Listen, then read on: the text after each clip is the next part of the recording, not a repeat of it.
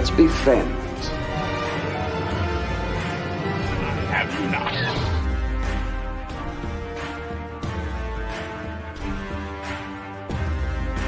And here we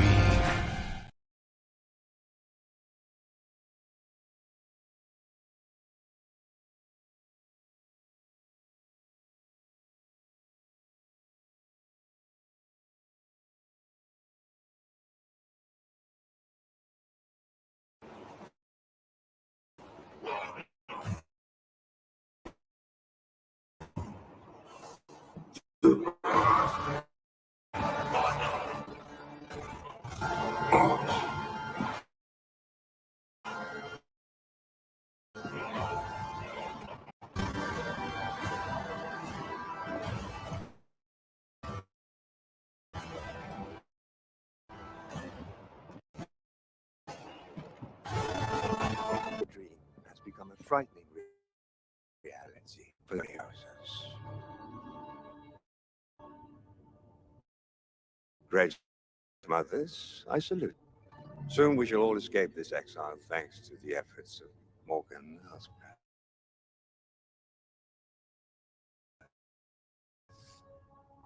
I am excellent. Captain of my guard, he shall begin the cargo transfer as per my agreement with the Great Mothers. I think it'll take at least 3 rotations.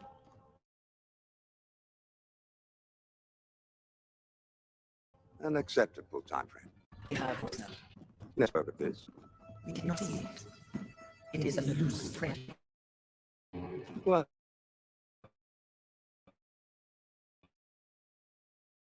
speak to me of this loose thread. I brought the prisoner.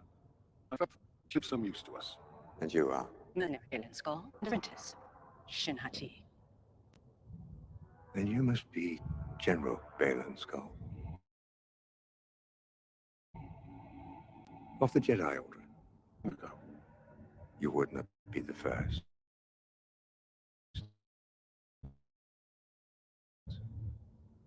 Prisoner Steve Ren. Nothing from your name.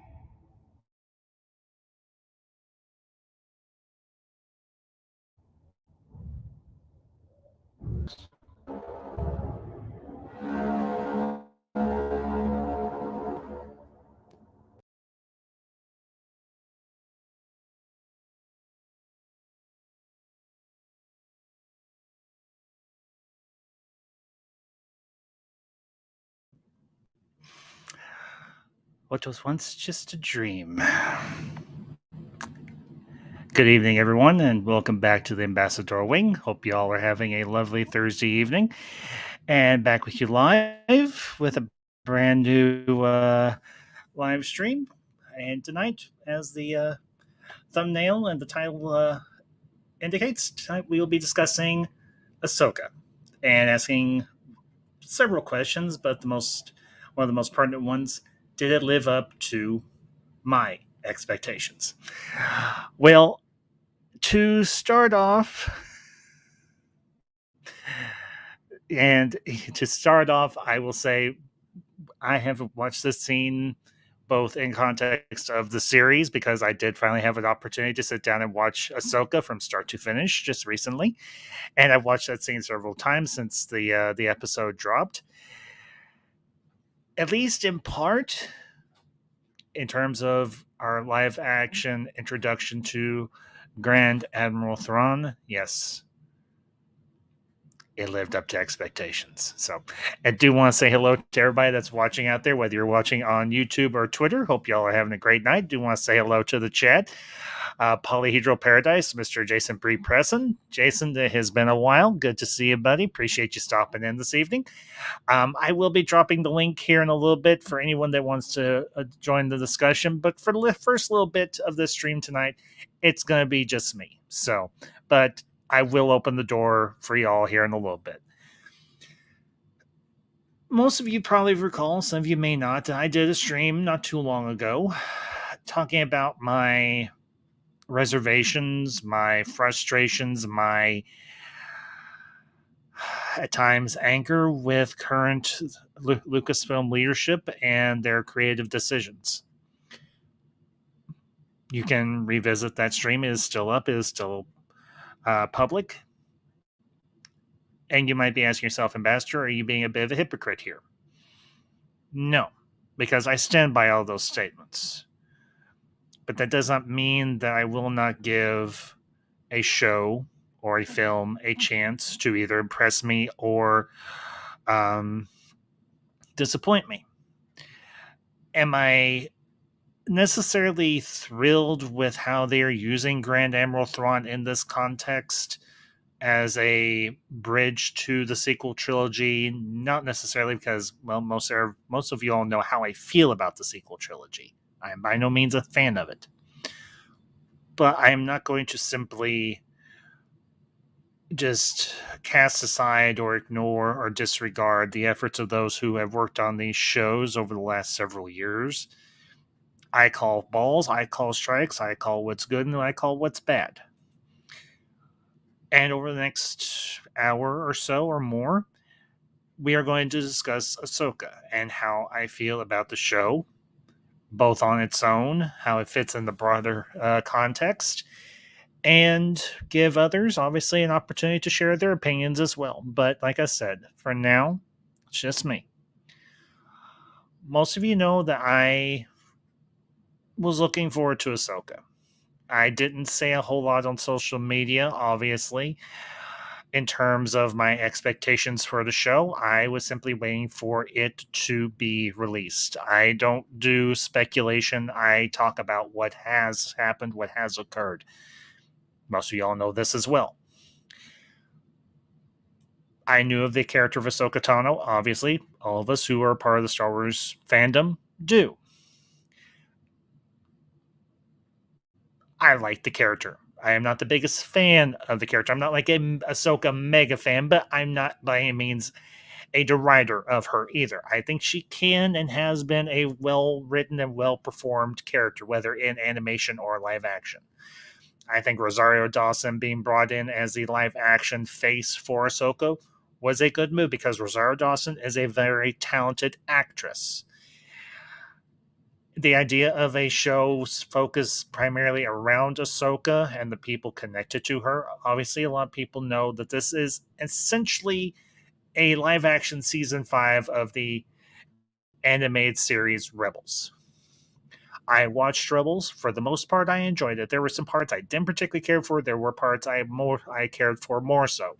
Primarily those that pertain to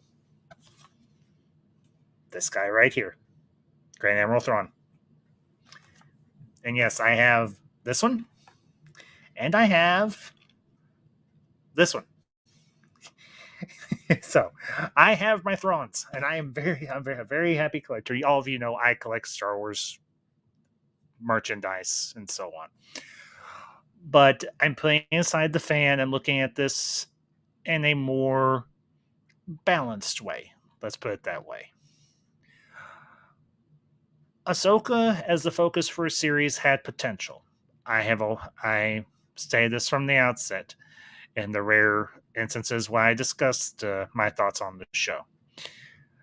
And the characters that revolve around her, Sabine Wren, Harris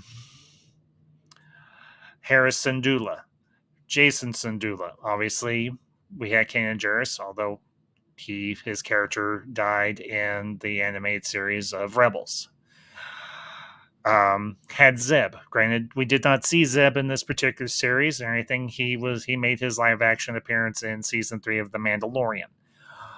But we have, for the most part, seen all of the characters. Of course, there is one fella I almost forgot about, and that's, of course, Chopper. That very rambunctious and sometimes very bloodthirsty little astromech droid. We have now seen all of these characters in live action. And did they live up? I think a better way to phrase this is, did they translate well from animation to live action? Having watched Rebels from start to finish, I may have missed 1 or 2 episodes, but that's beside the point. the actors and actresses that they got to play Harrison, Dula, Sabine Wren, um, David Tennant, who did the voice of Hu Yang, and I will get to Hu Yang. Hu Yang for me is one of the standout performances in the show. I loved his character. I loved David Tennant's voice work for Hu Yang. I really did. Obviously, Chopper. Chopper was like I said, he is very temperamental, and he can sometimes he'd be like, "Screw the rules, blow it up." This show, I believed when I saw the first trailer, had potential to be good. Did it live up to that potential? For the most part, yes. It did live up to that potential, very much so. Of course, and we will get to him in due course, as well as the other baddies and everything. You have, of course, the late Ray Stevenson as Balin Skull. You have Ivana. I'm going to butcher her name, and I apologize to the actress who played this character. Ivana Shanko, who played Shin Hati. Very solid, very compelling performances. And of course, you had Mads Mikkelsen's brother doing the live action version of course, one of my favorite characters from the old expanded universe, Grand Admiral Thrawn. Yeah, I'm blanking his name. Lars Mikkelsen. He was perfect in every damn scene, and I stated as such. He was perfect. I loved when as most of you know, when we first heard that Grand Admiral Thrawn was going to being presented in live action, I was like, okay, how are they going to do? Are they going to fumble it, or are they going to nail it? Being one who read the original Thrawn trilogy, who still owns the original Thrawn trilogy, who watched Thrawn in the Rebels animated series, and now watching him here, they got it right. And I know there are going to be people out there who are going to disagree, and they are entitled to that belief. But it is not a belief I share. In terms of the writing, the acting, the portrayal, how they've crafted the character, how they structured the character, it all fits with how he was presented in the books. He was not invincible. He was intimidating. He is honestly one of the most intellectually diverse and interesting characters that we have seen in Star Wars ever. I mean that, ever. There's just something about him. The only thing I will say that I did not care for, and this is a very mild nitpick.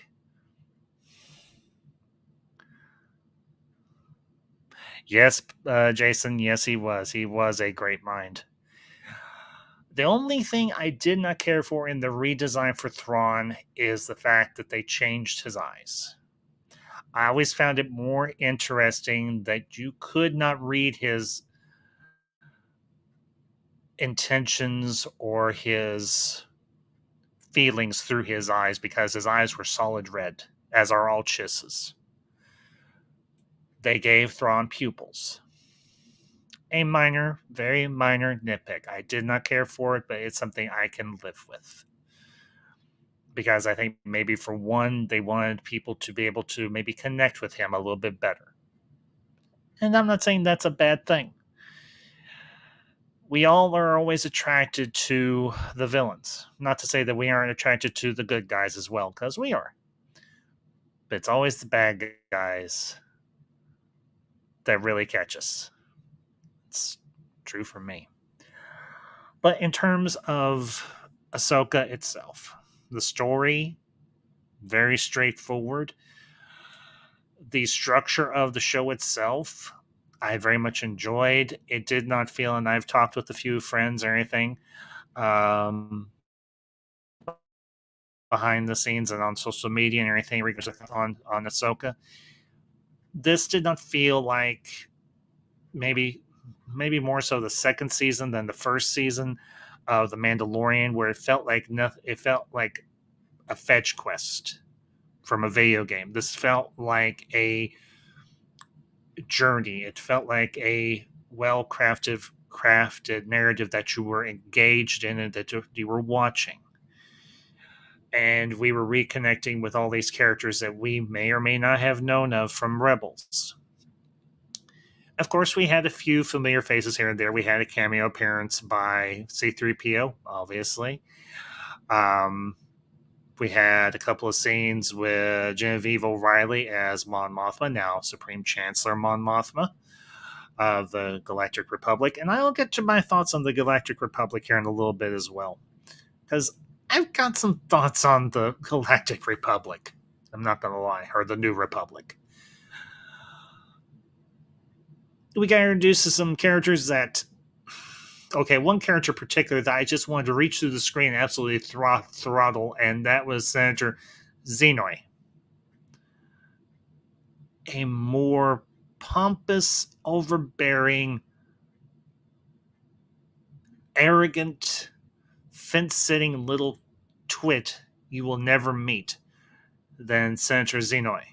And yeah, and if I'm not pronouncing his name right, quite frankly, I don't care if I am, because I dislike this character.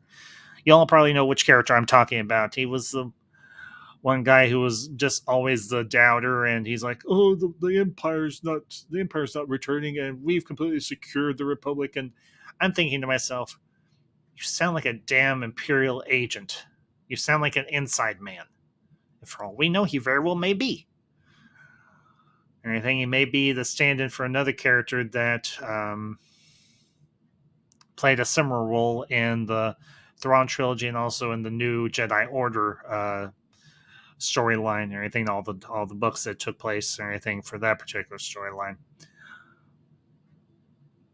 But in terms of Ahsoka herself, Rosario Dawson's performance,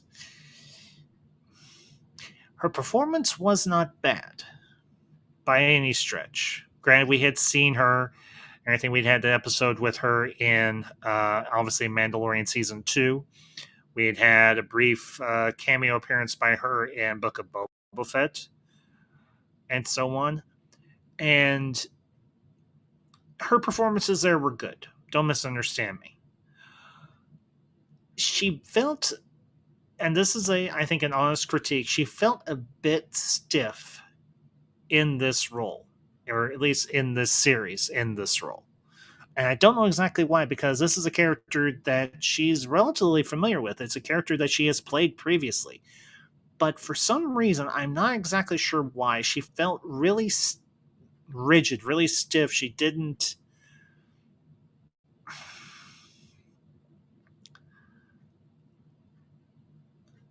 emote as much, because the Ahsoka Tano, now granted, this is an older Ahsoka. This isn't a younger or a young adult Ahsoka like we saw her in Rebels when she made her return there.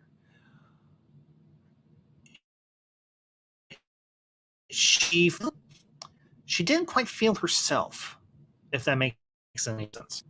And I'm not sure if it's the writing or if maybe it's just Rosario Dawson's performance or what the case may be. But it was lacking something. But I can't exactly put my finger on exactly what that thing is. But she didn't seem to be as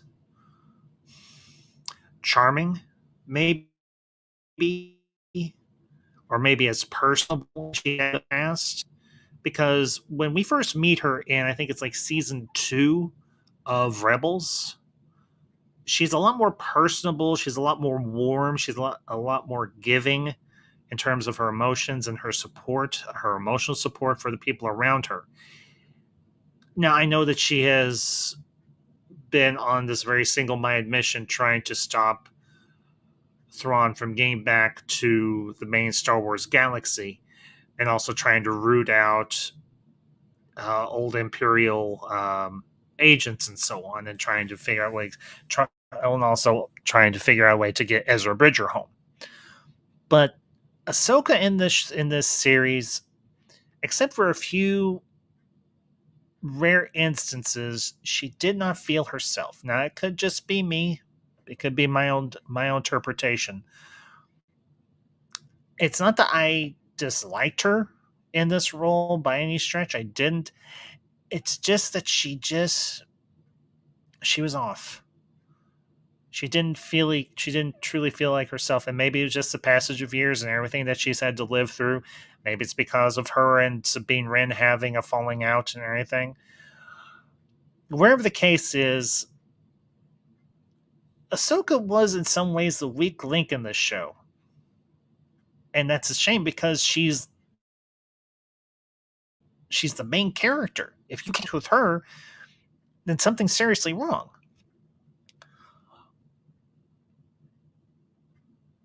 But that's not to say that there aren't glimpses of the Ahsoka that we met, and there aren't glimpses of the Ahsoka that we know. That Ahsoka still exists and everything in this performance. They're just kind of buried. And they might be very much so for the reasons that I mentioned. Now, as far as the story itself goes, like I said, it's a fairly straightforward story. Ahsoka's trying to prevent Thrawn from returning to the main Star Wars galaxy, and she's also trying to figure out a way to find Ezra Bridger and bring him home. It's a pretty straightforward story, and that's a good thing. But you also have on the opposite side, you have all these Imperial agents and everything. You have, obviously, Morgan Elsbeth trying to complete the construction of this massive hyperspace ring known as the Eye of Sion. And you've got all these other Imperials that are still deep cover agents to one degree or another working within the New Republic. And they're working to this end. Of course, you have the big red herring that was, of course, Maruk. When we come to find out that, well, Maruk was a big puff of gas, green gas, essentially. Had a really cool suit of armor, but inside he was just gas, essentially. But then, of course, you have, like I said a few minutes ago, the two standout characters, at least one of the main standout characters, not to say that they both weren't interesting and intriguing characters, they were, was, of course, Baylan Skoll and Shin Hati. And I'll make a brief comment here. I liked what they did at the beginning of the first episode, or I think it was at the end of the second episode, or the end of the first episode, when they had the card that said "For our friend Ray," and that was, of course, for Ray Stevenson. I've watched a lot of his film roles and so on that Ray Stevenson has done throughout his career. And he always kind of seemed to blend into the background to one degree or another. But here, in this role as Baylan, he really shined. And I'm not saying that just because he's passed on. Baylan was I think in a lot of ways, a landmark character. Because he's not a Sith, and obviously he's no longer Jedi. He is what would be known in the old expanded universe as a dark Jedi. He is a Jedi that will kill others. He is a Jedi who has broken with the tenets of the Jedi Order, but there's still a measure of honor to his character. And in practically every scene he's in, he commands the space. He really truly does. This is a character.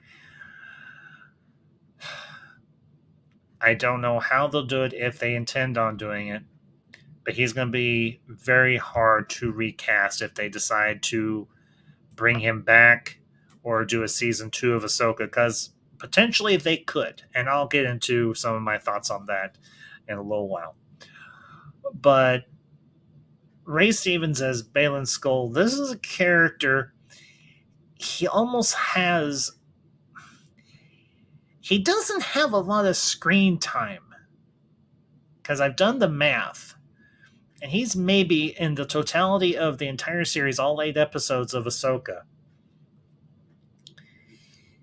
he's maybe got 20, maybe 30 minutes, maybe a little less than that of screen time.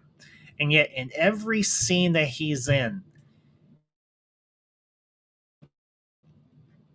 you're drawn to him. There's a magnetism about his character. There's something about him that's different and unique. And that's something we haven't seen in a while. Not to say that we have not seen it in the new Star Wars canon. We have seen it. But it's been a while since we've had a character that really drew our eye and really made us think, what is this guy all about? Because he makes deals with people that you would not expect him to make. Now, obviously, he's a mercenary. He's a soldier for hire, as is his apprentice. But the one instance in particular, or there's actually a couple, he doesn't want to kill Ahsoka. He doesn't even necessarily want to kill Sabine Wren. Now, this is a man who everything. He's as skilled as any with a lightsaber and with his skills in the Force. This is a very formidable warrior, very much so, and that's one of the cool things about him. Yet he is a warrior, even though he no longer aligns himself with the Jedi, that still operates by a code. It might be a darker code than what we're accustomed to, but I don't look at him as the mustache twirling, black top hat wearing bad guy. He's more layered and more complex than that, and that's what I like. That's what I liked about him. Now, there have been some things floating around online about potential other actors that could step in for Ray Stevenson, and 2 that I've seen more predominantly. One is Sean Bean, the other is Liv Schreiber. Neither one of these are bad choices or anything.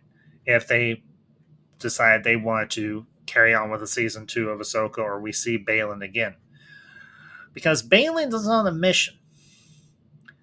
To what end? We're not entirely sure, but we know that whatever his course is, it lies on Peridia. So there's dialogue that there's lines of dialogue where he mentions he's hearing something calling to him. And obviously we see at the end of the final episode, he's put on some, I'm going to just skip that part, but he's standing on the outstretched arm of a stone statue, a massive stone statue of the father of Mortis, the balance of the Force. And of course, we see off to the right or left, depending on which way you're watching this, the sun, and we see to the left of him the smashed ruins of the daughter. And off in the distance, the very far, far distance, we see a faint beacon. And we get the impression that the father is pointing to that beacon. Now, some people have made the assertion, and this may not necessarily be inaccurate, but at the same time, the clues don't lean to this. Some people have said that it's potentially another very powerful Force-sensitive being that's calling to Baylan. For those of you that are schooled up on your Star Wars lore, this being is called Abeloth, also known as the mother of the Morris gods. I don't think it's Abeloth that's calling to Baylan. I'm not entirely sure what is calling to Baylan, but here's why. The father would not be pointing to where Abeloth would be at. If anything, there would be a lot more barriers, and obviously there are a lot more barriers in getting to Abeloth. But I don't think there would be a statue, and there would not be a beacon pointing right to where Abeloth's location, considering who is pointing to that beacon. The father is. My guess is this could potentially this beacon, whatever it is whatever it's calling to Balin, something a lot older, maybe even more powerful than even the Mortis gods. What it is, I can't say for sure. I can make some assertions, and maybe some well-educated assertions. This, whatever this is, it's calling to Balin. It could be one of the very earliest, possibly Jedi, not Jedi, but Jedi temples. It could be the font of. It's either the font of wisdom or the font of power. One of those two. Or it could be. It could be any number of things. But I don't think whatever is calling to Balin that it is Abeloth. It doesn't match up. Because the father wouldn't be pointing to, oh yeah, Abeloth's over there. Go find her.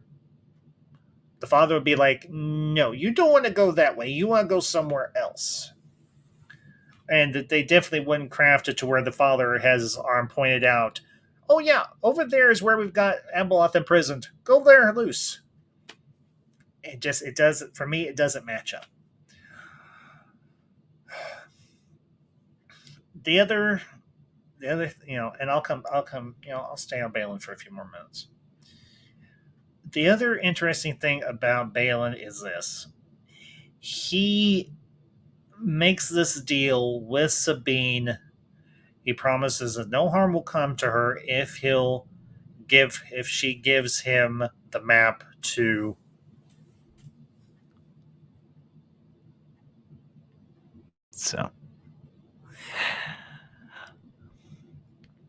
And to the chat, Last Outlaws, aka Mr. Zach Leary. Zach, good to see you.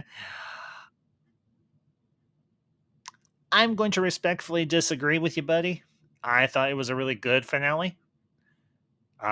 It's got a lot of loose threads that are going to have to be tied up at one point or another, but honestly, I thoroughly enjoyed. There are some minor nitpicks for me in terms of the finale, but otherwise, I'm very happy with the finale and everything, because this is one instance I'm glad the bad guy won. That's how much I love and I enjoyed Thrawn's appearance and his performance by Lars Mikkelsen. Thrawn got home, but you know what else? Somebody else got home that we were hoping would, and that was, of course, Ezra. And I'll get to Ezra in a little bit as well. But as far as Balin's journey, he killed only when was necessary. He did not kill needlessly.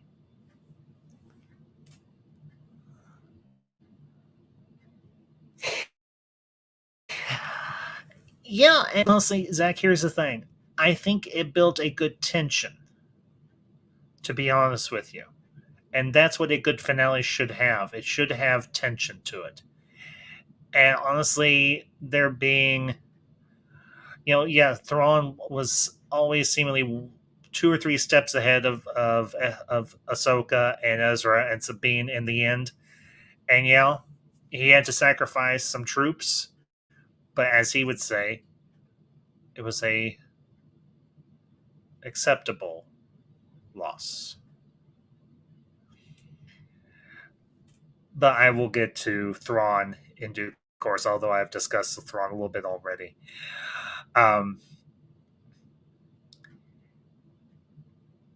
Balin,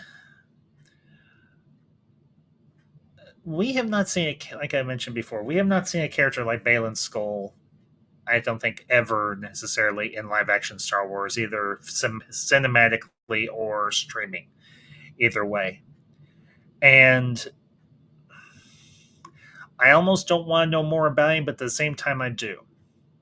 Obviously, he is he was a general during the Clone Wars, because that's how Grand Admiral Thrawn addressed him. So you were a General Balin Skull of the Jedi Order. And Balin's like, I parted with the Jedi long ago. And Thrawn, of course, said very succinctly, you would not be the first. I love that exchange. I absolutely do, because these are two alpha characters. These are two alpha males. These are two badasses. And even though Thrawn is leery of the Jedi with good reason, and though he does have his opinion about the Jedi, this is one Jedi that he shows a bit of respect to, and I liked that. I liked how Balin was always trying to teach Shin something here or there during their interactions, and his last lesson to her: do not let. He did, but that didn't necessarily bother me, Zach, for the simple reason that this was a character that was unknown to him. He didn't know what Thrawn was capable of. He wasn't. My guess is Balin has never encountered a Chiss before in his travels, in his time during his time as a Jedi Knight, I'm guessing. I'm guessing being he was a general, he was either he was a knight or he was a master, one of the two. Considering his level of training that he gave to Shin Hati, I would imagine he was most likely a knight, a very high-ranking knight in the Jedi Order. And his last lesson to Shin was, "Do not let your," and I'm paraphrasing because I can't remember the exact wording that he says to Shin. "Do not let your thirst for victory cloud your judgment," or something to that effect. Honestly, when he was talking to Morgan through, via hologram, and Morgan says sentimentality, he's like, no, truth. Because he says it would be a shame to have to kill Ahsoka because there are so few Jedi left. He hated the Order, or he came to despise or disregard or disrespect the Order, but there were certain people within, or certain individuals within the Order that he did respect. And I also love what he said to Shin when they were there on Peridian. She's talking to him. She's like, "Do you miss it, the Order?" He's like, "I miss the idea." He doesn't miss the Order itself, but he missed the idea of what the Order stood for. He almost puts you in the mind of a maybe older, more seasoned version of Qui-Gon Jinn. Although I don't know if him and Qui-Gon would have seen eye to eye on everything that Balin did after he left the Jedi Order, but he still carries that same air. He's more of a maverick, or a not necessarily completely rogue Jedi, but he's a Jedi that operates by his own rules, in a manner of speaking. And he was seeking to train Shin to be something more than just another mere apprentice or another simple Jedi Knight, or whatever the case may be. And we do see what happens to Shin in the end. Balin leaves her. He leaves the battle. He's like, after Ahsoka disengages and goes off to save Ezra and Sabine, he goes his own way. We don't see him again until the end of the episode, when he's staying on the arm of the Father. And honestly, I like the dynamic between Balin and Shin in this series. She's the younger, more. She's almost like a. She puts me in the mind of a predator. Not the character from the science fiction films with Arnold Schwarzenegger and them, but she has a very intense, very focused demeanor about her. Her posture, her facial expressions. She's taking everything in. She's a very predatory being. she is not your atypical Jedi Padawan, because she does still have her Padawan braid, obviously. But she is not your atypical Jedi Padawan. She's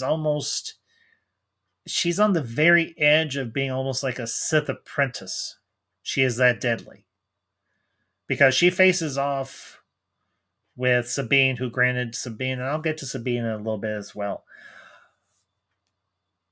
She faces off with Sabine twice, and she doesn't quite take her down, but she does incapacitate her.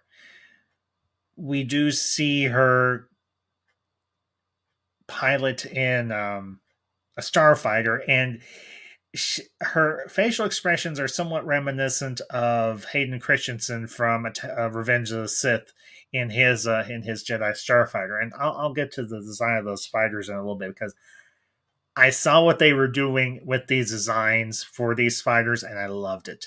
I really did. But her posture and her facial expressions were all very aggressive. And I really enjoyed that aspect of her character, because Balin is more of he's very stoic, very measured, very balanced adversary. The type of person that you don't want to meet in a dark alley by any degree. But you see Shin, and you're thinking, oh, here's this little wisp of a thing. What the hell can she possibly do to you? And then she bares her teeth. And you're like, oh crap, I just got myself into more than I planned on. Whereas Balin is very physically imposing. He's a lot taller and broad-shouldered and a lot more sturdily built. And I liked that dynamic between Shin and Balin. She's the she-wolf of the pack. He's the alpha. And once they set their minds, and you see this in the opening scene when they arrive on the New Republic cruiser, they just tear through it. They absolutely positively tear through it, and there's no stopping them. And that is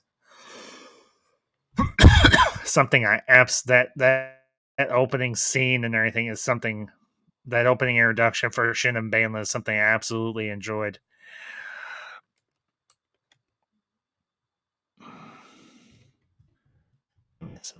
Something here.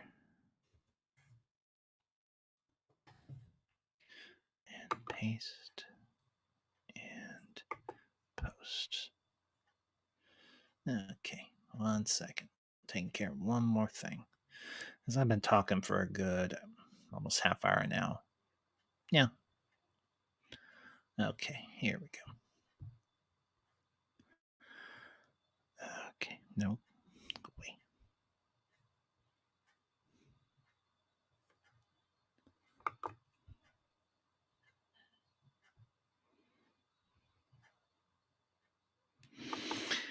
Oh, you're gonna be a pest.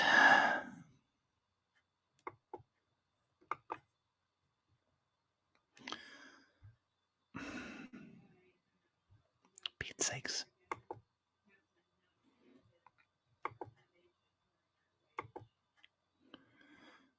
There we go. That's better. All right. There we go. All right. The thing, I'll kind of put a pin in that, because Shin and Balin, for me, were one of the highlights of this series. And it'll be interesting to see if they do go any further with this.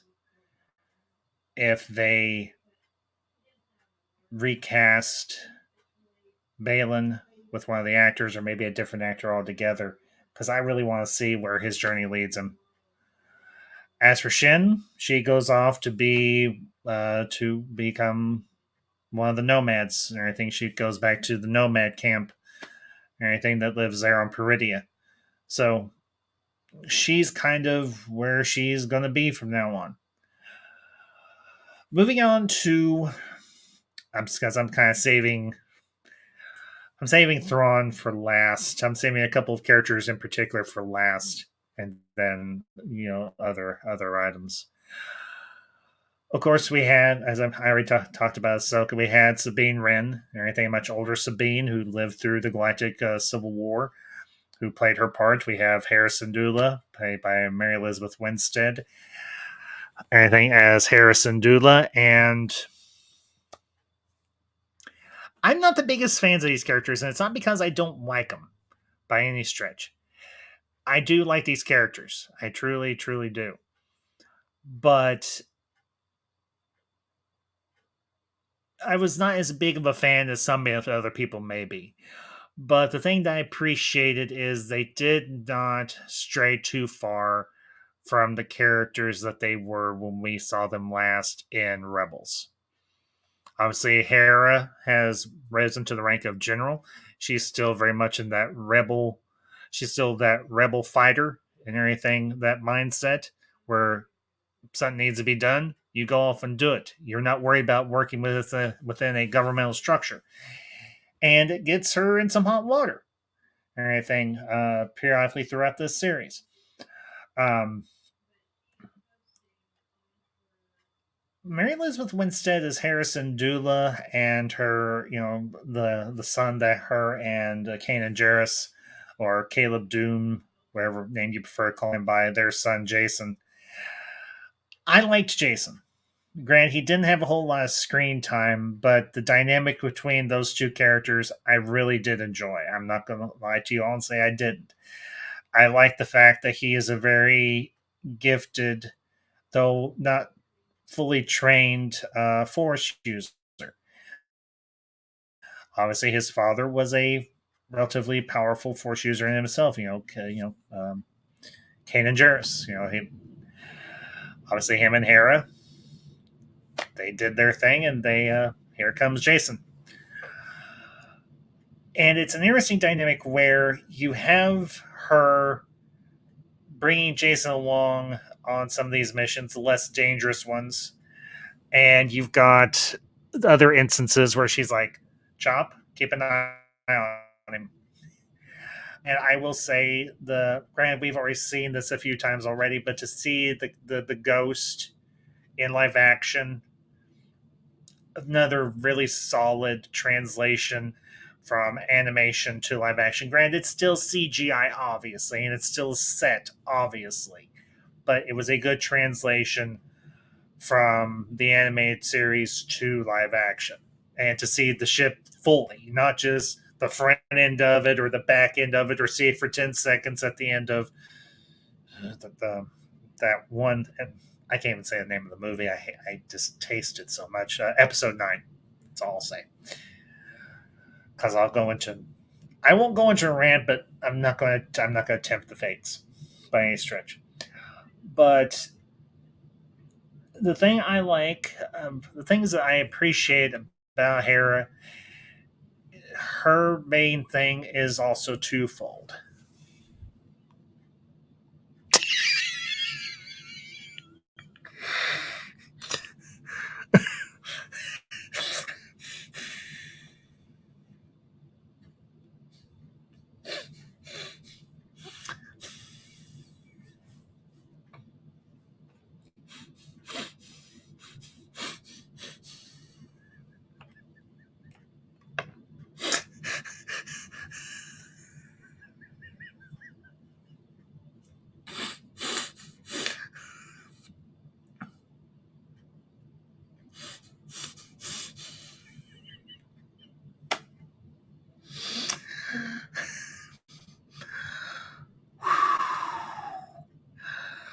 All I have to say to the late Moff Gideon, would you like some lotion for that burn?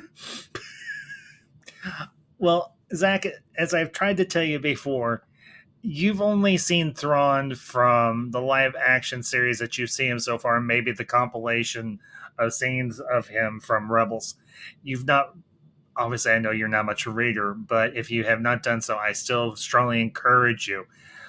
go find the original Thrawn trilogy on audiobook and listen to it. And you'll get a better idea for just how much out of league Gideon is compared to Thrawn. Because honestly, Moff Gideon was a perfectly serviceable villain. Thrawn, on the other hand, he would look at Gideon. He's like, "Oh, you have your little cruiser and you have your little facility on Mandalore. Aren't you special? I'm playing 4D chess. You're playing 2D checkers." That's why I have this. What was first just a dream.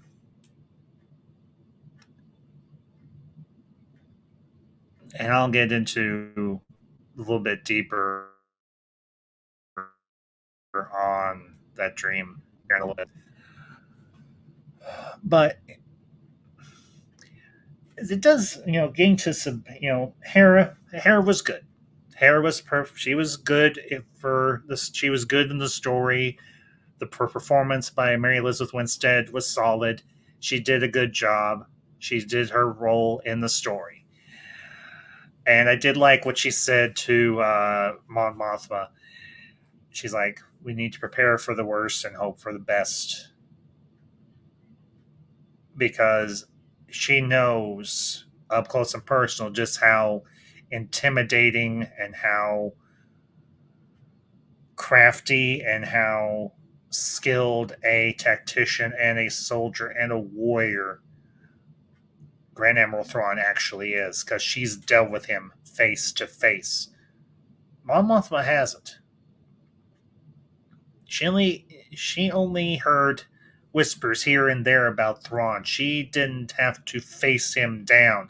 She didn't have to look at a hologram of him floating above in front of her saying, "I'm about to blast your base all to hell, and there's not a damn thing you can do about it." And it was only by the intervention of a very powerful force being that any of the rebels got out of that situation alive. That's just the long and short of it.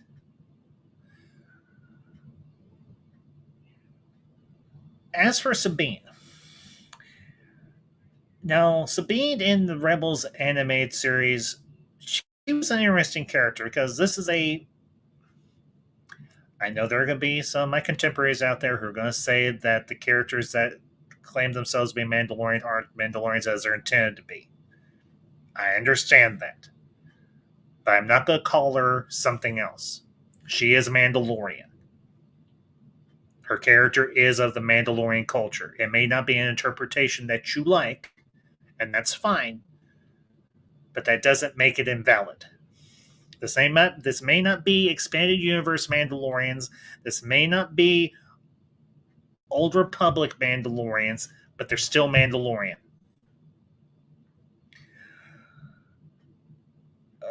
The main plot point for Sabine, and this is something I wish they had explored just a little bit more, was the falling out between her and Ahsoka. Because it's mentioned, but we never see it. And the precedent has been set. They could have shown a flashback. They could have shown any number of things.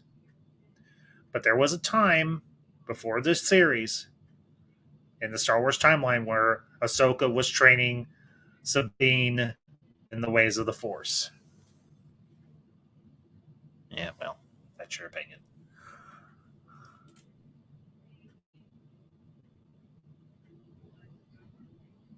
I liked the idea that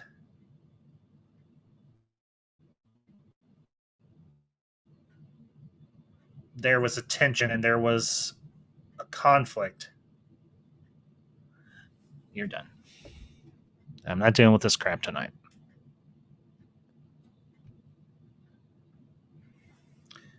You want to act like an ass? Go elsewhere and do it.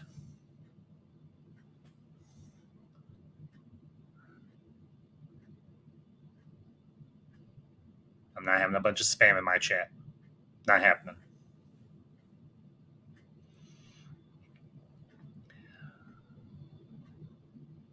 we get some conversations between Hu Yang and Ezra once they track down Ezra. And we get some conversations between Ahsoka and Ezra. And Ahsoka's fear that if Sabine unlocks her full potential in the Force, that she might become just as dangerous or just as bad as, well, Ahsoka's own former master or others, I think was a good plot point. What happens when when a Jedi is training someone who has a lot of emotional baggage? Ahsoka has seen this firsthand, dealing with Anakin, and we'll get to that as well. We'll get to the world between worlds in due time. Sabine has her own self-doubts, and that's not.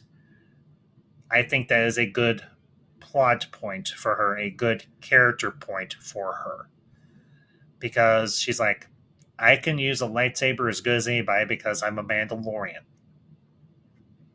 We're trained to fight. We're trained to use weapons. We're probably some of the best damn pure fighters in the. They're probably some of the best damn pure fighters in the galaxy. It's true, they are.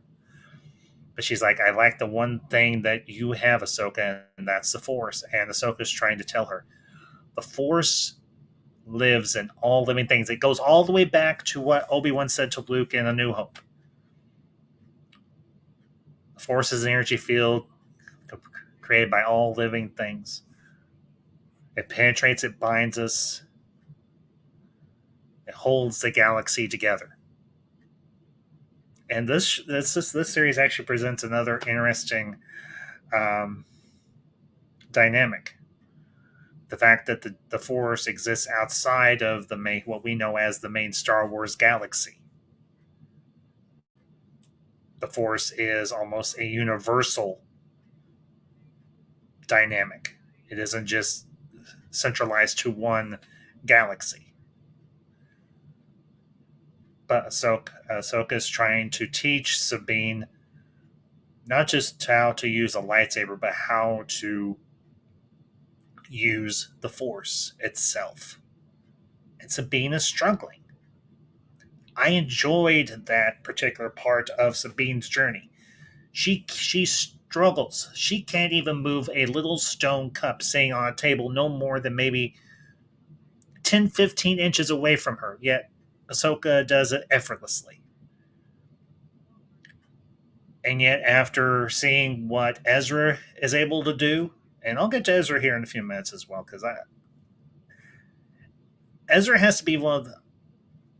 I'll get to Ezra in a few minutes. After Sabine sees what Ezra has been able to do with the Force, she starts to believe herself that she can do the same.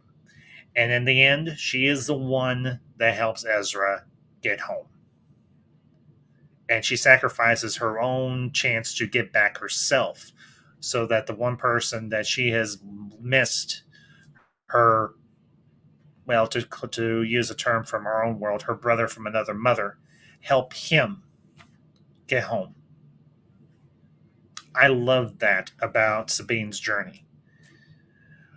Did I think at times she was a little... Did she suffer from the same issues that Ahsoka did? Was she a little stiff? Was she a little wooden? Yeah. She was, but her character arc in this series had more flow to it and had more development within it. Because after seeing and hearing and listening to Ahsoka and Hu Yang and Ezra, she begins to believe that she is capable of doing these things that she is doing, that she sees all these other people that she loves and cares for and even respects do the same. I mean, yeah, granted, Hu Yang runs her down, in a manner of speaking, when he says, you have the least amount of Force potential that I've seen in over 1,000 generations of Jedi that I have helped to train and help them build their lightsabers. And Ahsoka looks at Hu Yang and she's like, "You really said that to her?" He's like, "I was just telling the truth." And sometimes the truth hurts. I think if a lot more people come to realize that, they might be a lot better off. But I think the other thing it does for Sabine is it pushes her. It drives her to want to do better, to strive to believe that she is capable of using the Force just as well as Ahsoka and Ezra will. And who knows? If we ever see Ezra, if we ever see Sabine again, she now has time to commune with the Force there on Peridia. She has time to um, train with Ahsoka more deeply, and we get the impression that she could sense Anakin's presence. So maybe in time, even she might be able to commune with Anakin, and he might be able to give her some guidance as well. And who better than the Chosen One, aka the potential new father of Mortis, the new father of the Force, Anakin Skywalker, to train Sabine. She's got the potential, she's got the tools, she just needs the time and the training to reach her potential. And also, who else would be better to help caution her to not fall to the same um, pitfalls that Anakin did? Don't let your thirst for revenge on the Empire for what it did to Mandalore consume you the way Anakin's own fear and frustration and resentment consumed him. Sabine had a great I think she had one of the better character arcs in this series. I would be lying if I said I didn't, because she did. I know there was the issue of her being stabbed by Shin in their first confrontation. Enough people have discussed that. I'm not going to just shoo it and not address it, but honestly, we have seen other individuals survive similar stab wounds or similar injuries in the Star Wars universe. Am I going to say I'm completely thrilled with how she survived? Am I going to say that a bit of plot armor wasn't put in place for Shin, or not for Shin, but for Sabine? Yes, obviously there was, because she still had a major part to play in the story. But I think also it was a learning moment for her, because she understands that she needs to work more diligently on her saber skills. She needs to start picking back up on what she's lost. And I think seeing her train both with Ahsoka and with Hu Yang was a good move in terms of the narrative and everything for the story. Because we see them on the Jedi cruiser, or the Jedi, it's not a cruiser. It's not big enough to be a cruiser, but the Jedi training ship, and we see them working with her, and it was a bare example of showing rather than just tell. Oh yeah, Sabine trained. No, they took that opportunity to use that plot point to develop her character, to help strengthen her connection with Ahsoka again. But as I mentioned earlier, the only thing I wish they had included at some point was some sort of flashback or some sort of discussion between Ahsoka and Sabine where they have their big blow up and they have their big falling out, and now we have a better understanding of why they're in the state that they are in, why their relationship or their friendship is in the situation that it's in.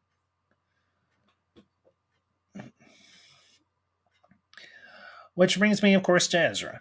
Now, granted, we don't get a whole lot of time with Ezra in the series because he isn't seen until I think like episode, I think it's like episode 5 or 6, give or take. But here's the thing: we had 5 seasons with Ezra before this, so we pretty well knew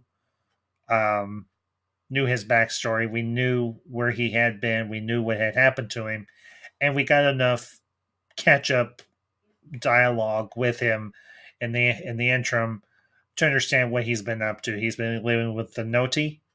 He's been helping to protect them from all the dangers there on Peridia, and he's strengthened his ability in the Force. And we actually see him use the Force in active combat, which we had not seen prior. Well, we had seen once, and that was in I think it was season 1 of the Jenny Tarkovsky Clone Wars animated series, particularly with the episode focusing around Mace Windu on, I think it's Dantooine or something, using the Force in hand-to-hand combat against a bunch of battle droids. I enjoyed that particular sequence, seeing Ezra using Force pushes and so on, and using Force repulse to stop Shin's lightsaber from striking him. It reintroduced an interesting dynamic that the Force can be used more than just move objects or look into the future or sense people's feelings or conjure lightning or whatever the case may be. You can actually use it in hand-to-hand combat. I thought that was actually really cool. I'm not going to lie.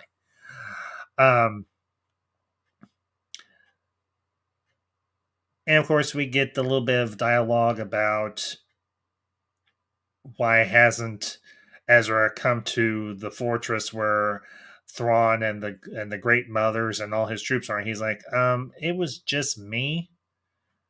He's like, I'm not going to try and take them all on my own. I'm not that stupid. And we get the idea that Ezra, at least in part, saw what Thrawn was up to. That he was using. That he awoken the Great Mothers that were there on Peridia, and that he established his base there in that that temple. So, for the most part, Ahsoka, Ezra in the series, his performance was solid. I really enjoyed what he brought to the table in terms of his performance and his part to play in the story. And I was obviously glad to see that he did get home. He got home by the skin of his teeth, and I imagine it got a little tense there and everything because there he is in a suit of beat up stormtrooper armor, and he just happens to secretly commandeer and run off with that shuttle that we saw Balin and Shin in at the beginning of the series. And obviously, that was an very old Republic shuttle or anything that we saw there. Moving on, I guess, of course, we can start to talk about two of the really big highlights, and that was, of course, Huyang and Thrawn. I don't recall a whole lot of Huyang from either, I think it was either Clone Wars or from Rebels, to be honest with you all. But the fact that we had David Tennant doing the voice of Huyang once again, and, David Tennant's pedigree, he was one of the more popular doctors in the Doctor Who series. But in terms of the character,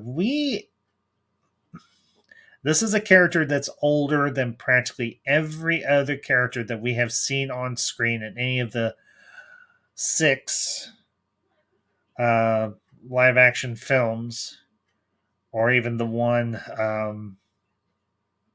animated film. Except for maybe the father, the son, the daughter, Huyang is the oldest living being or oldest living entity in the Star Wars universe. I mean, he's been around, as it's been said, roughly 25,000 years. He almost predates the Republic itself. That's how old he is, or how long he's been functioning. And still with 75% original parts. I wish we all could say the same. Of course, I have all my original parts, but eventually that may change. But regardless, the thing I find interesting, he's still operating off of all these old Jedi Temple, Jedi Order protocols that go back for centuries, if not longer. And they're like, Hu Yang, that doesn't really work here. This isn't the same situation. He's like, yeah, but it's not exactly not like the situation we're in. And, he acts as kind of the mechanic because he's probably the only person that really can operate a ship that can repair a ship like this, considering its age and considering his age. I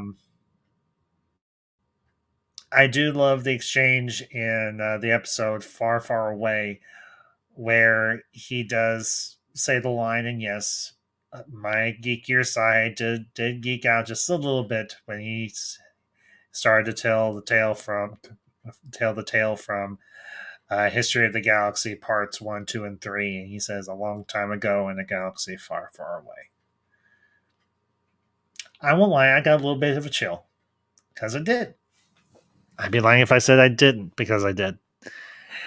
But I did thoroughly enjoy David Tennant's voice performance as Hu Yang. I did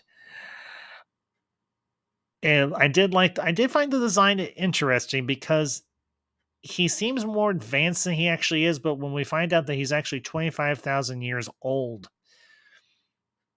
it almost gives you the impression that maybe droid design has gone down in the Star Wars galaxy to one degree or another, because we see droids get blasted to pieces, we see droids get smashed, and they aren't quite as sturdy as Hu Yang is.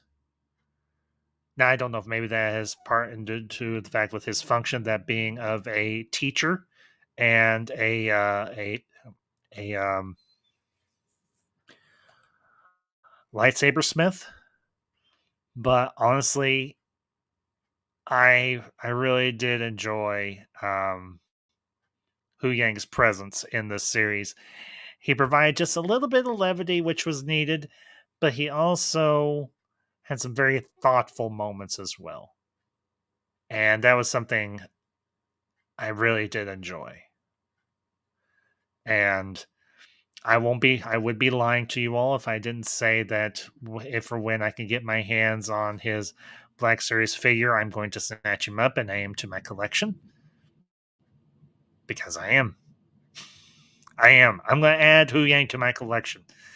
He impressed me that much as a character that I'm going to, by hook or by crook, however long it may take me, I'm going to get Hu Yang for my collection. But before we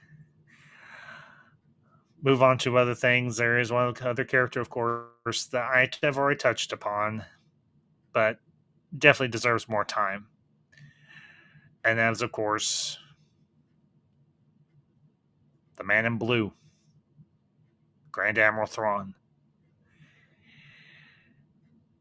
As a fan of the old expanded universe,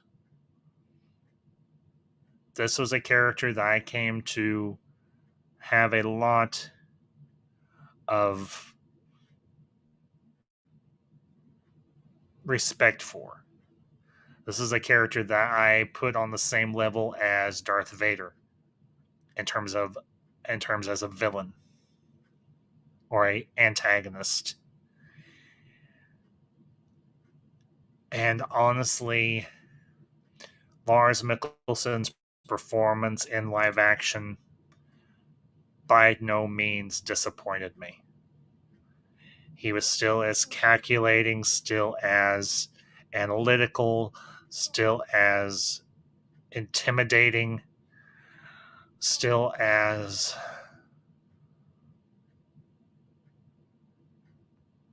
impressive as I had seen him portrayed in literary work and in the Rebels animated series. Honestly, and I'm going to be 100% candid here when I say this, I know a lot of people criticize Thrawn's portrayal and how he was presented in the Rebels animated series. I don't know what books you all read, or maybe if you simply need to reread them. Thrawn was not infallible. Was he extremely shrewd and very tactically minded? Yes, he was. He was one of the very best. He was one of the best in the Chiss Ascendancy, and there's a reason why he was the only alien Grand Admiral in the Imperial Navy. But I saw no dissimilarities between Thrawn in novels and Thrawn in Rebels. I do want to say hello to the chat to George. George, I hope I don't spoil too much of this for you if you do stick around. But compared to most of the other Star Wars shows, it felt the most like Star Wars. The thing for me, George, I don't want to put off your point, but I'm kind of on Thrawn right here, and Thrawn will probably feed into part of what you're saying here. The one thing they really needed to nail for this show to work was this idea that Thrawn was as menacing a character and a adversary as he had been built up to be, and as we had seen in Rebels, because he was. And I think, honestly, they succeeded in building up that tension. They succeeded in building up that desperation to keep him from getting back to the main Star Wars galaxy, for him to escape from Peridia. They made all of that feel warranted, because Thrawn at this time is the highest ranking member of the Imperial military still in active, okay, not active, but still, whose name holds weight, whose reputation will galvanize the Imperial Remnant. And let's be honest here, the Imperial Remnant is a lot more formidable than we realize. If you've read the old expanded universe, the Imperial Remnant was no ragtag bunch of warlords. Granted, some of them did very much so go off and do their own thing, and they pretty much did not return to the main part. I don't care.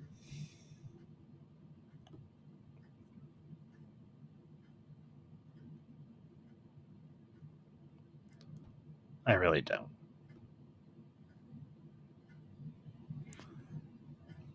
For Pete's sakes. Okay, we'll do it this way. Marcus, no offense, but I could give a rat's freaking ass about Rebel Moon. I really could. I'm not going to watch it. I do not care.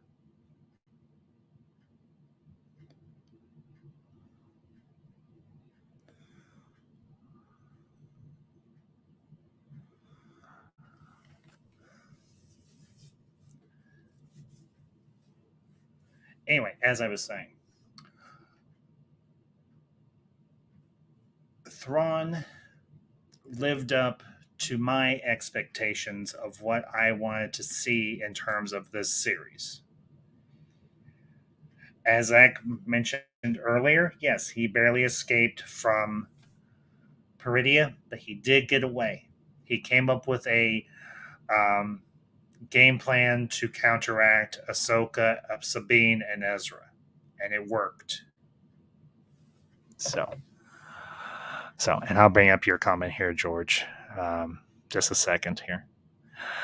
As a fan of the Clone Wars stuff didn't disappoint. Loved the live action Hayden. Love the love action is getting. Yeah, George, me too. And I'll talk about Ezra here, or not Ezra, but Anakin. As I understand it, Zach, my guess is, and this is something that Ezra said to Sabine and Ahsoka, when Thrawn got to Peridia, he woke up the Night Sisters, or the Great Mothers, rather, as he addresses them. You saw all those, they're calling them coffins or caskets. That's what I'm going to call them.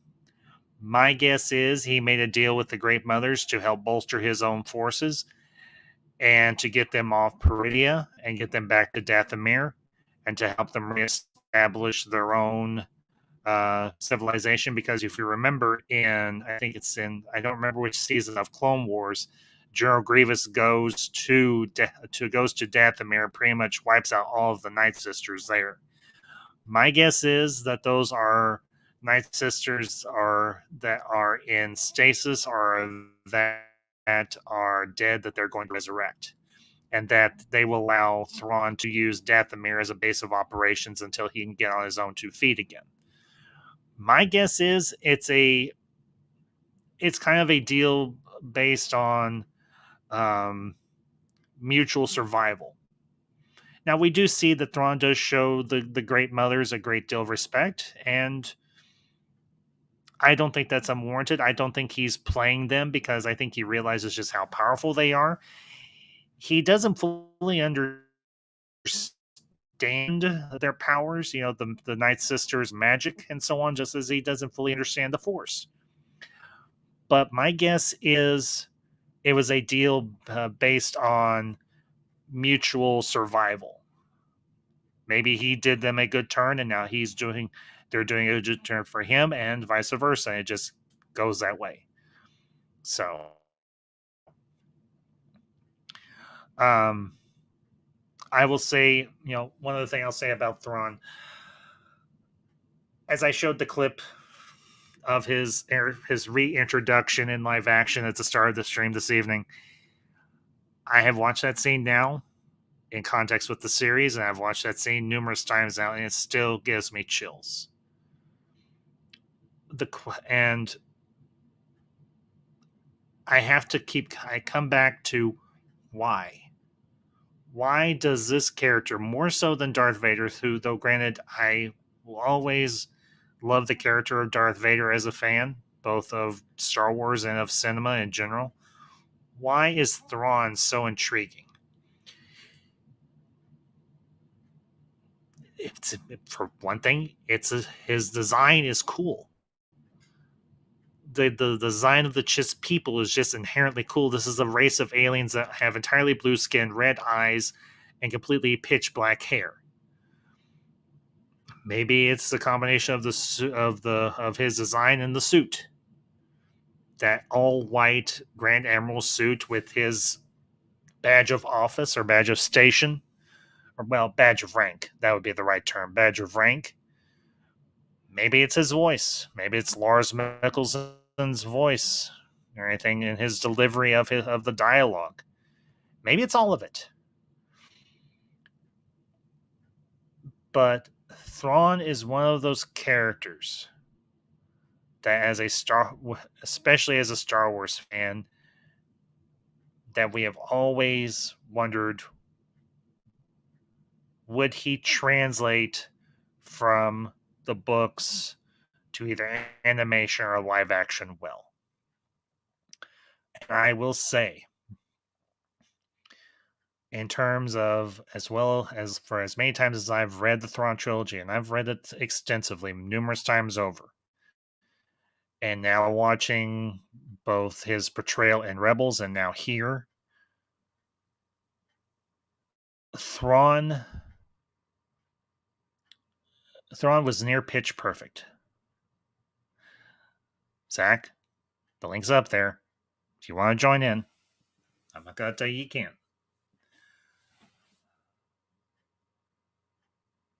Thrawn is one of those characters that I think sticks out in Star Wars because we've never seen a purely tactical military character. Yeah, we had touches of it here and there with other characters and so on, whether it was in the cinema, in the films, or in the old expanded universe, or the new EU, whatever way you want to call it. But here's the character that went up against Luke Skywalker and Han Solo and Princess Leia, all of our main good guys. And he nearly beat him. Nearly beat him. He got taken out. This is true. But he nearly won. That's what makes him, I think, at least in my opinion, in part, makes him a great character.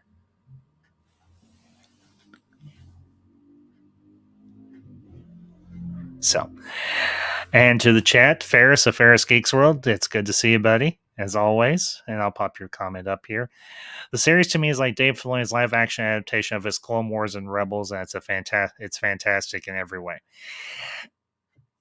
It is very well put together. It does have some issues, Ferris. I would be lying if I say it didn't, because it didn't. I have addressed some of those issues and everything before you got in here. So, but by and large, yeah, Ahsoka is a solid show. I think the lead character, as I mentioned before you did get in here, Ferris, at times, she is a bit lacking. She isn't as... Obviously, a character is going to evolve and change over time. This is true. And I think it's also necessary. You don't want a character to stay static and stay the same all the time. They become boring. They become bland. But Ahsoka was just... She wasn't bad by any stretch. She wasn't. But I think the way they displayed some of her new attitude and how she behaved, it didn't hit as well as I think it could have.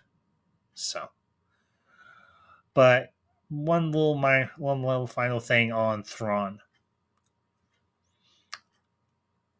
And this is kind of where I come to a crossroads, and I will, Ferris, I do see your comment. I will address it here in a minute. How do I feel about them using Thrawn the way they are in the new canon? Using him essentially as a bridge to the sequels and to the First Order. I would be lying if I said I was thrilled. I am not particularly. But that is not to say I did not enjoy Lars Mikkelsen's portrayal in the show and whatever other future projects he will appear in. Because that would be a lie. Just because I dislike one piece of media doesn't mean I'm going to ignore another. But at the same time, I wish Dave Filoni had used a little more creative juice and maybe come up with a better story. Granted, you're kind of limited in what you can do in terms of the story that you tell between Return of the Jedi and The Force Awakens. So, but do want to say hello to a longtime, very good friend who's going to pop into here today and give us his take on. And hey, Ferris, I will get to your comments here in a few minutes or anything. Me and Zach will tackle those in due course. So, but everybody, as always, give a warm welcome to my good friend, Mr. Zach Leary. What's up, buddy? Can you hear me? Yeah, I can hear you. Yeah, I can hear you. What's up, buddy? How's it going? Well, you've been listening for the last hour or so you know. Okay, so I am not home. This can be like a drive-by, dude. So I'll clear the floor here momentarily if anybody else wants to jump on. Okay. I thought it was good, man. I was really impressed. I was actually happy. I was Isn't that amazing to be happy watching fucking Star Wars? I never thought we'd see the day again. But the show put a smile on my face, and that is I'm glad to be able to say that. Yeah. Man, we've been suffering for so long, and we finally got some innovative shit. It's like, wow. It has flaws, but it's different. It's new. They introduced some new shit into it. Even just seeing the whales, like The even Purgle. moments like that, you're Yeah. like, wow. The Night Mothers in live action, they were badass. Thrawn was fantastic. When you think of flaws, they're all very minor things. The whole Yeah. thing comes together really well. Mhm. When you look at the weak links, like you can judge something by the weak links. The weak links here, man, are not that prevalent. It's like we don't have that much to bitch and complain about. Um, Aside from a couple of little things, you know what I mean? Like we could bitch and complain about this or that. It's like people got mad. This is how little there is to talk about in terms of negative. People got mad at Thrawn's posture. They're like, his posture isn't right. Like, shut the fuck He's up. older, for heaven's sake. He's put on some weight. So yeah, man, I was impressed. I was happy with it. As I've been discussing for the last hour and a half. Let me ask you a question because I know you can't stay for very long. Did you notice the inspiration that they took for those those fighters that were chasing Shin and Maruk and those other pilots were chasing Sabine and Ahsoka in their ship? Did I you happen to thought catch it? I thought the design was really cool. Well, I don't know if you picked up on this, but some of the shots, when they're in the space battle there, when Ahsoka goes out in her spacesuit, some of the shots are very reminiscent of old World War II movies and everything, particularly air combat scenes. But the fighters bear a very strong resemblance to old World War II era fighter planes. Yeah, well, Just Filoni learned. minus. He learned from Mhm. the master. Filoni learned from the master. When Yeah. Lucas cut together 77, I'm sure you know this. Yes, I do. When he gave the editors, he's like, "This is how I want it to look." He showed them newsreel of those World War II dogfights, so it adds up. I mean, that's what George wanted. So it's very interesting. Everything has a different way of, a different assembly. You know what I mean? So putting all the pieces. The Star Wars space battles are very specific. So Dave, being a guy who studied under George, he knows what George wants. He knows exactly what he wants. George spearheaded the Clone Wars, and Filoni was the guy to make it happen. Yeah, very much so. Let me ask you: did you feel the same way about Ahsoka that I've mentioned? Did she seem a little, maybe underdeveloped, or maybe just a little too stiff? A little bit, but Okay. yeah, I think you're right. But it's not glaring. I don't think it's really Yeah. problematic. See, there's a Right. couple of moments, like there's a few moments that kind of take you out of it, but it's nothing massive. Like I'll give you my biggest example of that is when Sure. she kind of does that weird little smile and pose in the final episode. It's like, do you know what moment I'm talking about? Is it before or after they fail to get back? Before, is it after they fail to stop Thrawn, or is it before that? It's right when Because they get into the temple, right when they get into the okay, temple yeah, and they kill all the troops. She does this goofy little smile, and it's yeah, like, I get they're trying to make her seem like the cartoon, but some of the yeah, moments do take you out of it. You're right. yeah. The thing for me is, and like I said, maybe it's just because of what she's had to experience since the last time we saw her, in Mandalorian and Book of Boba Fett. Obviously, she took Sabine on as an apprentice.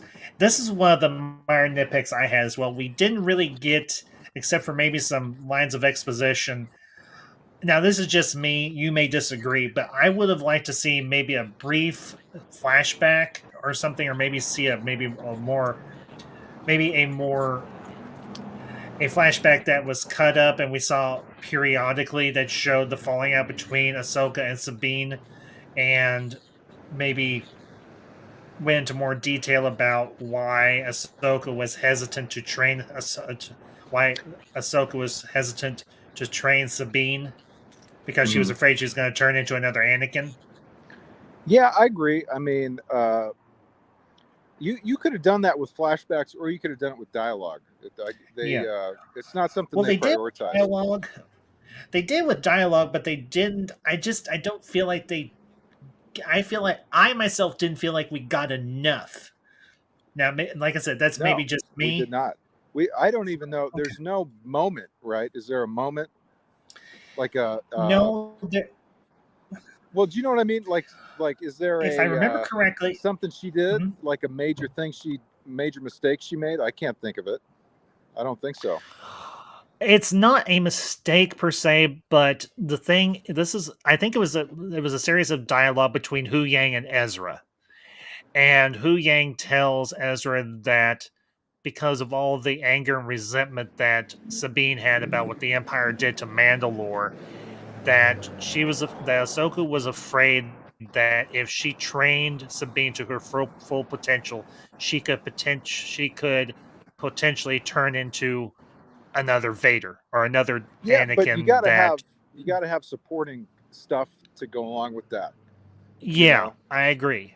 I would have loved so the that's kind of a reasoning is wild thing. sound. That's kind of a wild conclusion for her to jump to. It's like, what is she talking about? Yeah, well, and The only thing with it her, dude, is is she's reckless. That's the only red flag. yeah, and that's something that can be tempered and honed and be kind of not necessarily trained out of her, but hone it in a way that's more beneficial for her.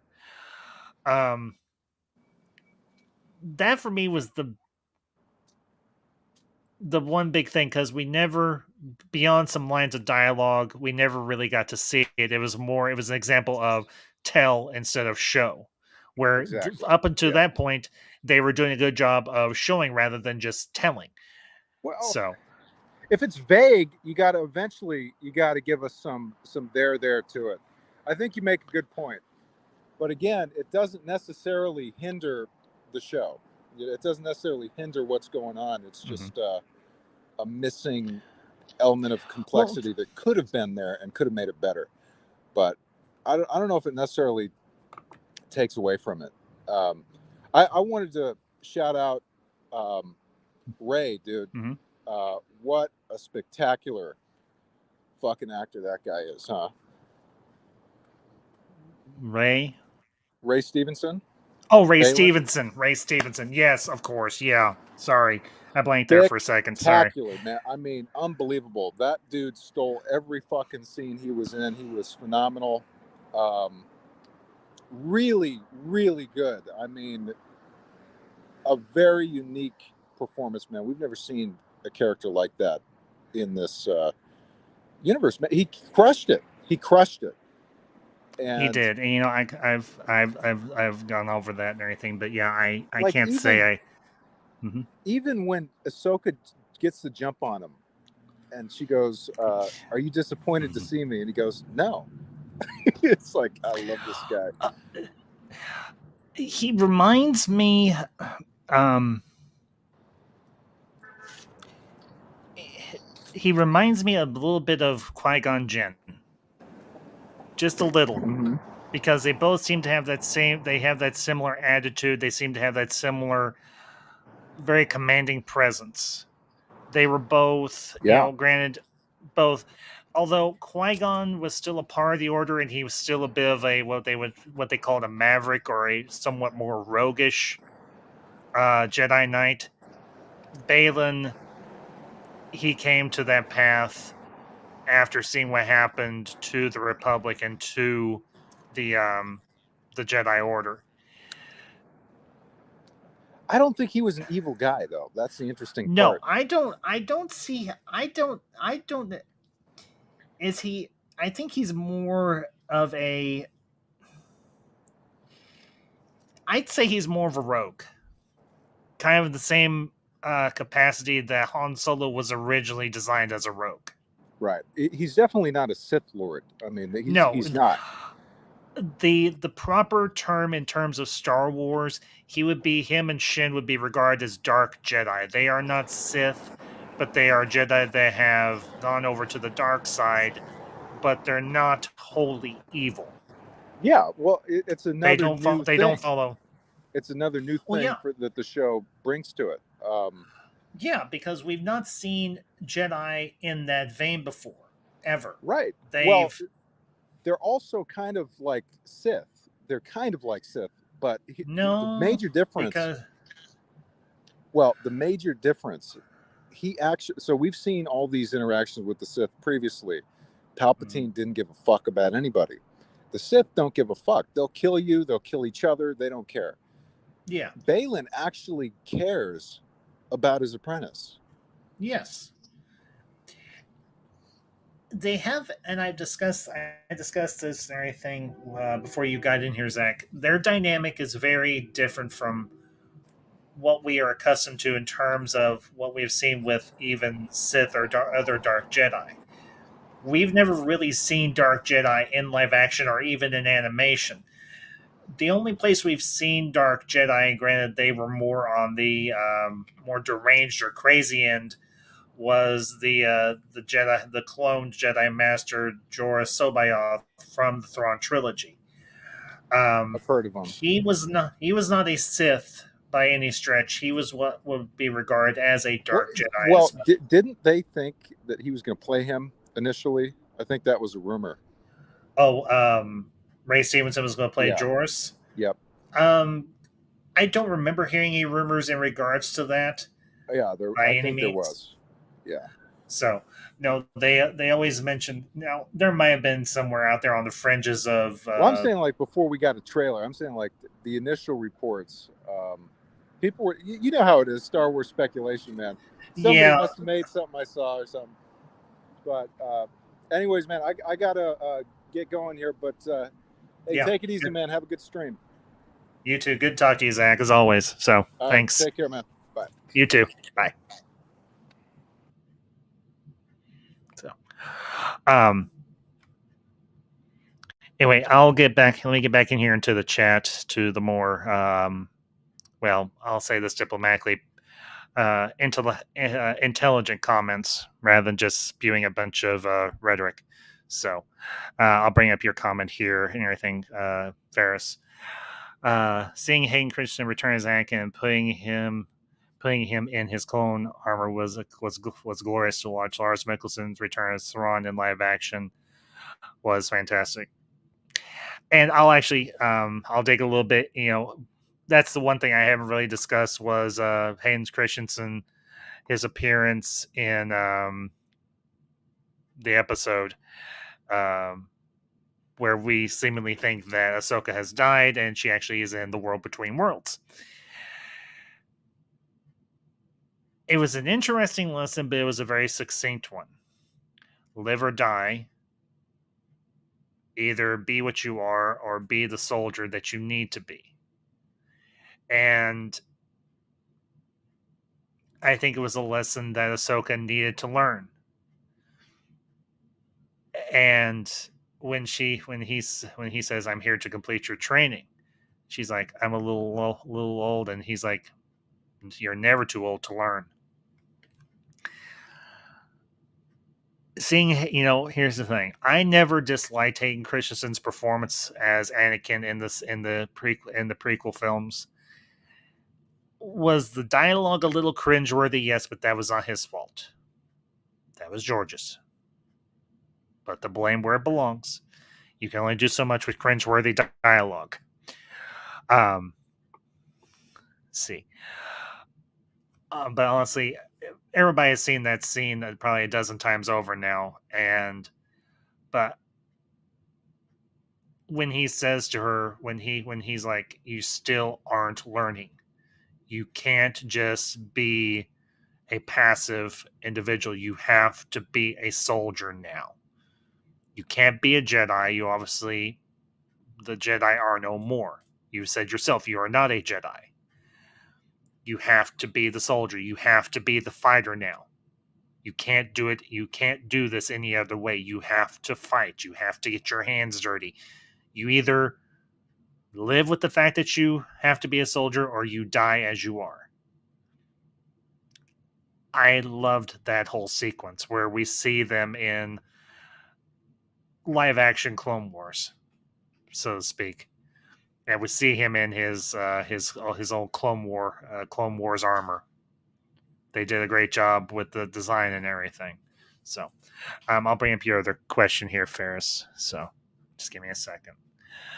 Obviously, this was for when Zach was in here, but I'll address it regardless. Do you think that Mando, Book of Boba Fett, in this series make the sequel trilogy irrelevant? No, Ferris, because unfortunately, this is all leading to the sequel trilogy. There's no other way to look at it. Now, as I have stated in the past, I look at all of these new shows and all the other new content that has come out as new expanded universe. You can either connect it to the prequels and the original trilogy, or you can leave it as what I call the new EU, the new expanded universe. That's how I've come to categorize these shows and so on. Does it repair the damage that the sequel trilogy did?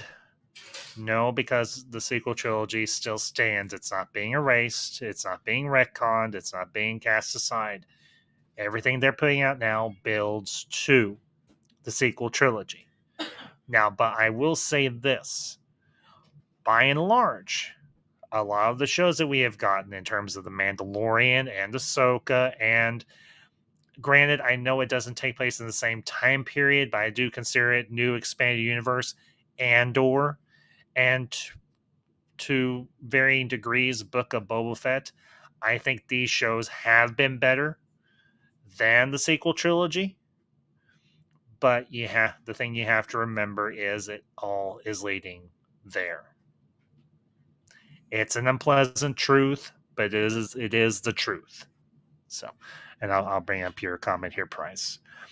For Grand Admiral Thrawn, I always thought it was a Professor Moriarty and General Napoleon in one person.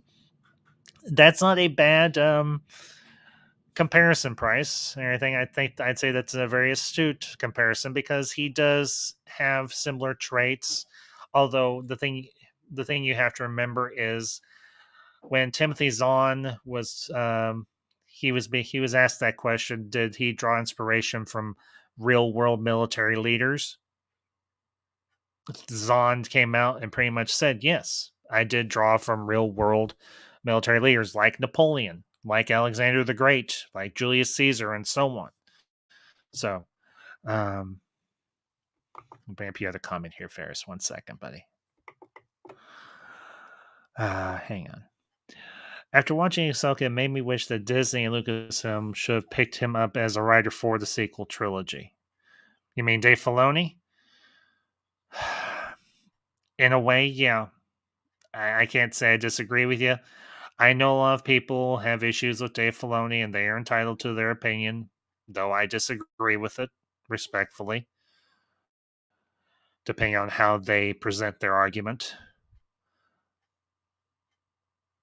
But Filoni is not a bad writer, but he sometimes does have issue keeping continuity. Now, that could just be put up to the fact of not doing enough research or not keeping all of your plot points and character arcs together. So, but I'm kind of on the fence with that, Ferris. I'm not going to say I disagree with it, but at the same time,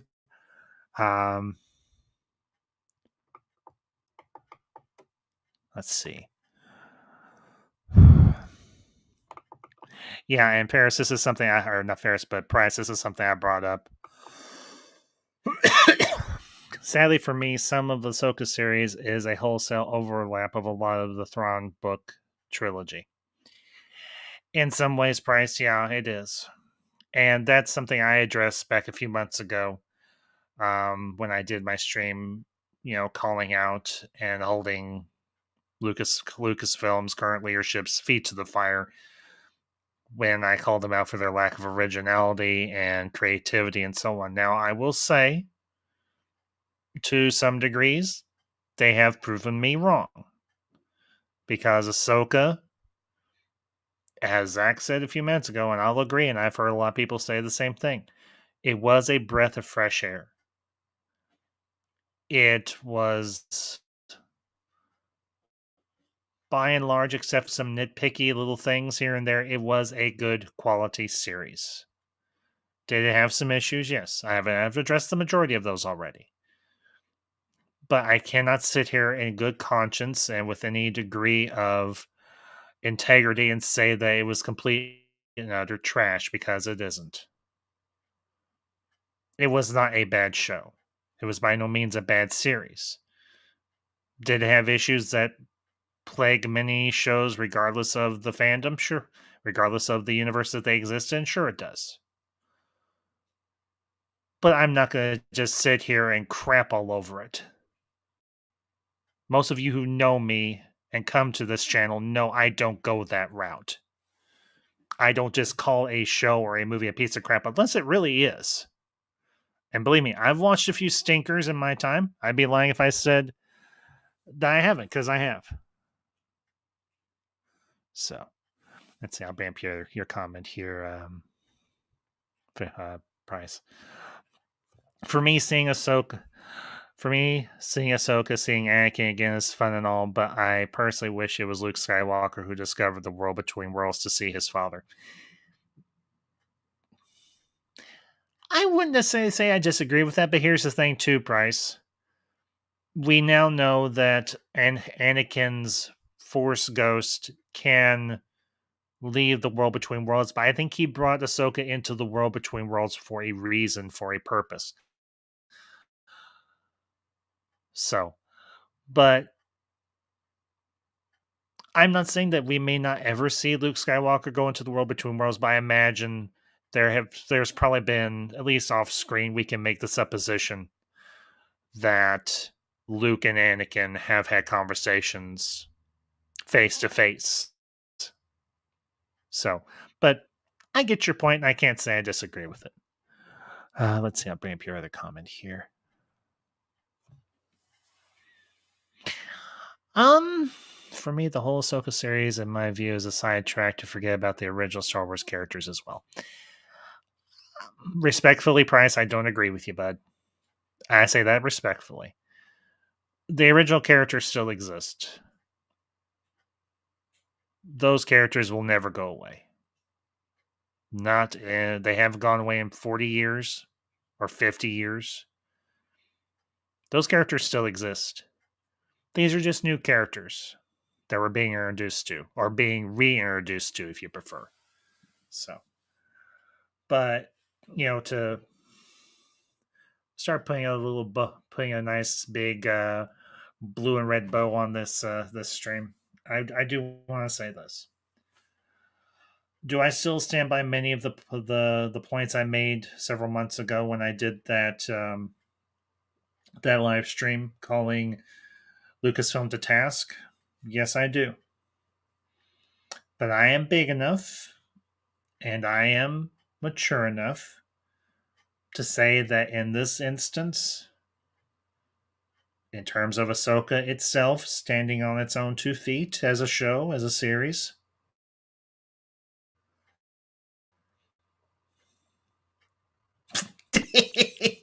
okay, Jason, okay.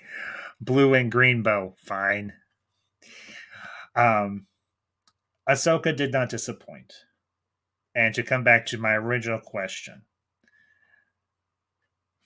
the one up here, did it, or down here, if you prefer, did it live up to my expectations? Yes. Happily, it did. And no, that's not because Zach said it or any of you in the chat agree with me, or wherever the case may be. Ahsoka lived very much up to my expectations. Though my expectations were not exceedingly high for this show. But for the expectations that I did have for it, it did succeed. It had some very well done performances. It had some very well put together dialogue. The character arcs were well thought through and well executed. Ahsoka, the lead character for this show, she did well. I enjoyed Rosario Dawson's performance. I did enjoy the dialogue. I did enjoy all the little Easter eggs here and there. I did enjoy seeing 3PO, even though it was for a few minutes and everything. Just to get Hera's butt out of hot water. Does it restore my hope for the future of Star Wars? I guess is the other question. I don't know. You all know me. You know the things I love.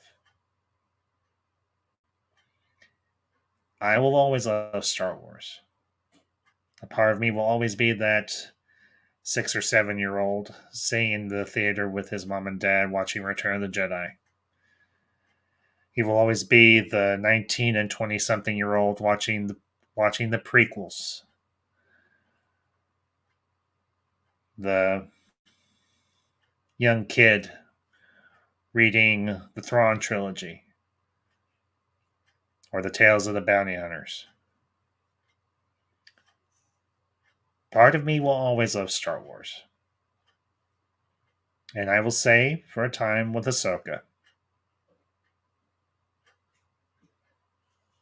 I got to smile again. I got to return to that galaxy far, far away. And see some old friends and some new friends that I was very glad to see and very glad to meet. And if y'all are of the more analytical mind, Ambassador, what's your score? What's your score? What's your score? What's your score? If I was to give Ahsoka a score, I would have to say it is a very solid, though not without issues. It is a very solid 8 out of 10. It's not perfect. It has some issues. It has some things that I wish had been put in but weren't there, and I wish it had some things that were in that have been left out. But it was by no means a bad show. And if you have not already, I strongly encourage you to go check it out because it's worth your time. So, but with all that being said, one little channel update or reminder, I will be back live again this weekend. I have not decided when as of yet, but for those of you that follow me on social media, Instagram and Twitter, I am going to be bringing back Ambassadorial Cinema. And this episode will be a more spooktacular in nature. We'll be discussing all of the, well, as I said it in my post, all of the things that go bump in the night, all of the blood-chilling maniacs that chase you through the woods or through the house with a butcher knife, or all those supernatural beings that chilled your blood to its very lowest temperature.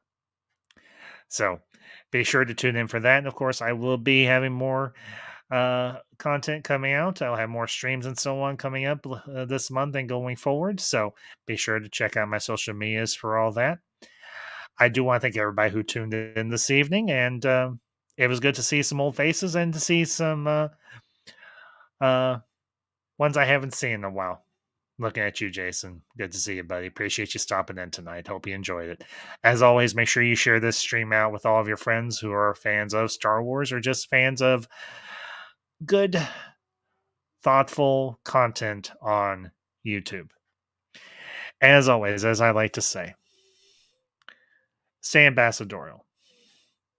And that means be honest, be yourself, have integrity, never take yourself too seriously. And if you do all those things, there will always be a place for you in the ambassadorial wing. And until next time, this is the Ambassador, signing off.